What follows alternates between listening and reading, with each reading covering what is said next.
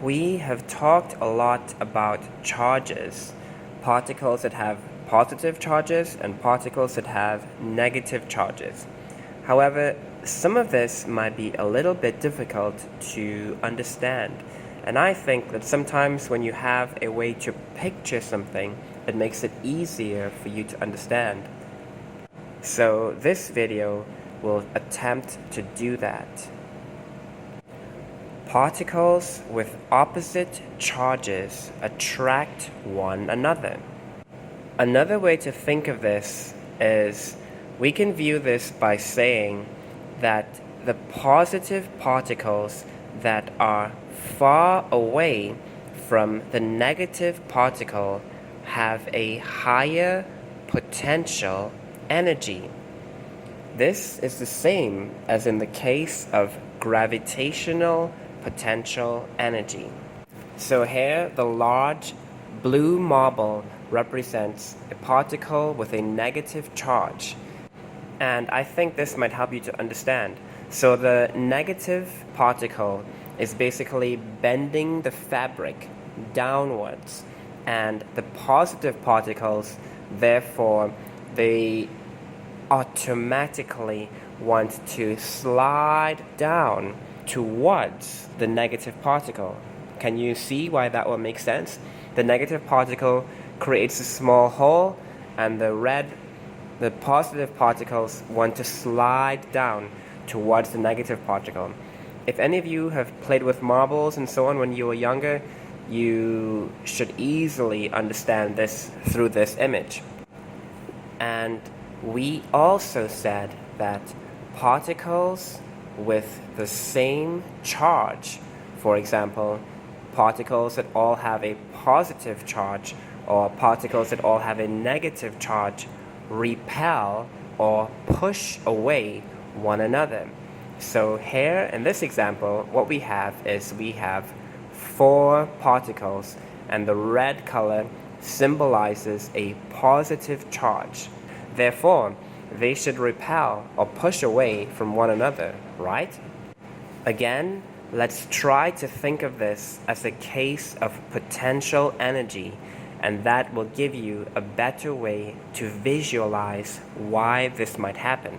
Do you remember earlier with the negative charge, it made the canvas sink down. It created like a small hole, right? So we can think of negative as creating an indentation in the canvas, and we can think of positive charges as creating a tiny hill or a tiny part of the canvas that has been lifted up a little bit. And now, if we look at it this way, we can see that, well, think about it. If you put some marbles or some other kind of round structure on the top of a small hill like this, what will happen? Will they just stay there on the slope, or will they slide down? And that's exactly what happens with these positive particles. They repel each other, and therefore these other 4 small particles, they slide down the slope away from the large positive particle that is creating this tiny hill. Does that make better sense now? Also, even though gravitational fields affect all objects in the same way, electric fields have an opposite effect on positive particles than they do on negative particles. This is just like what I was just saying. The negative particles create a small hole. Well, we can think of it as a small hole or a small indentation, and the positive particles do not create the same effect. The positive particles create a small hill or a small place where that part of the canvas is higher than the rest of it, right? From a negative particle's point of view, the potential energy throughout space is flipped upside down as compared to a positive particle's point of view. And every charged particle contributes to shaping the electric potential energy at each point in space. That means every particle is either, let's say, well, from its own perspective, it is either creating an indentation or let's say, a hole, or it is creating an uplifted area or a small hill. And the effect of each particle adds together. Now, suppose we have charged particles that are trapped inside a container. The charged particles will move to the edges of the container, causing the electric potential energy to be the same everywhere inside the container. This is actually a 2D or two-dimensional cross-section. The third dimension here is a representation of the electric potential energy. So these blue particles are negatively charged, and therefore we can think of their potential energy as creating a hole which will attract other positive charges.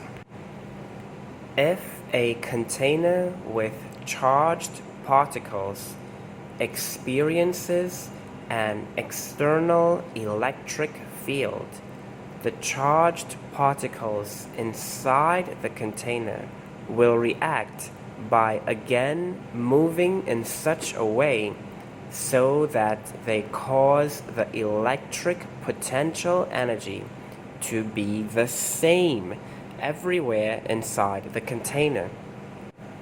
In a metal conductor, the positively charged particles are always fixed at one spot, and actually they cannot move.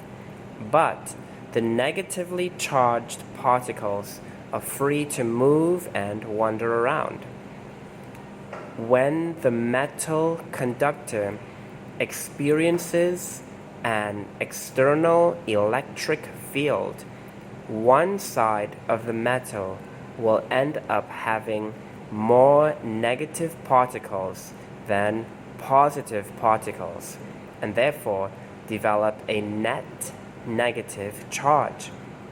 What about the other side? The other side of the metal will end up having more positive particles than negative particles, and therefore develop a net positive charge. Therefore, the effect is the same as in the example of charged particles inside a container. The electric potential energy is the same everywhere in the metal.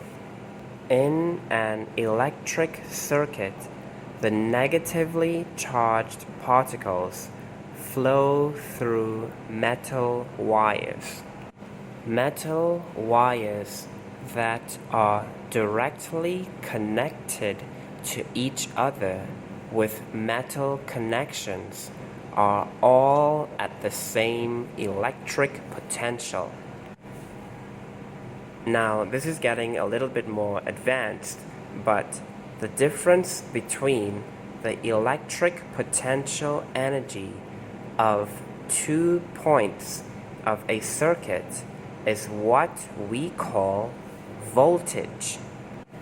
When a switch closes, it causes the two different parts of a circuit that it connects to be at the same potential energy.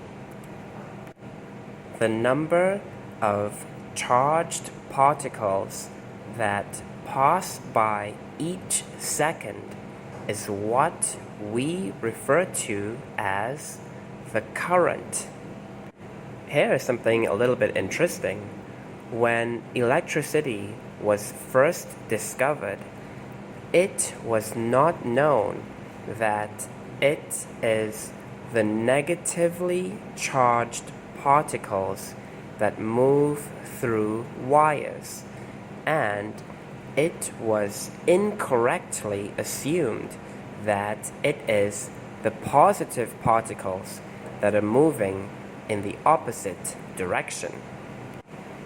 The convention or the way for how we describe the electric current's direction was actually never updated, and we therefore still refer to this situation as if it is the positive particles that are flowing in the opposite direction. Okay, well, good job. Thank you very much. Thank you very much for listening to the video today. I hope you learned something. I hope it was useful. And take care. See you next time. Goodbye.